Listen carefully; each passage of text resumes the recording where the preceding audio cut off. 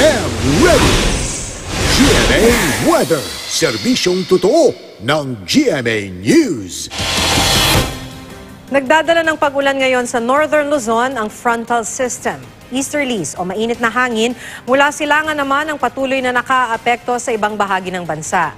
Sa datos ng Metro Weather, buong araw na may hanggang malalakas na ulan bukas sa Ilocos Sur, Abra, Kalinga, Mountain Province, Batanes, Cagayan at Isabela. Habang sa hapon, maulan na rin sa iba pang bahagi ng Ilocos, Cordillera at Cagayan Valley regions. Asahan naman ang hanggang katamtamang ulan sa Aurora at Mindoro provinces. Sa Metro Manila, maula pero mababa ang tsansa ng ulan. Maalinsangan pa rin at posibleng nasa 37 degrees Celsius ang init factor sa hapon. Maghapon namang may hanggang katamtamang ulan sa Aklan, Capiz at Leyte provinces. Mula tanghali, uulanin na rin ang Antique, Iloilo, Negros Occidental at Cebu.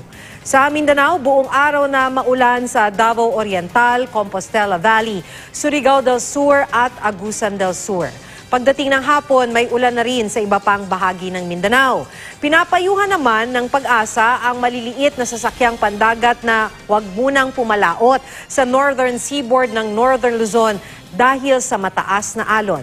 Yan ang latest mula sa GMA Weather. Magplano para sigurado I'm ready. Serbisyong totoo ng GMA News.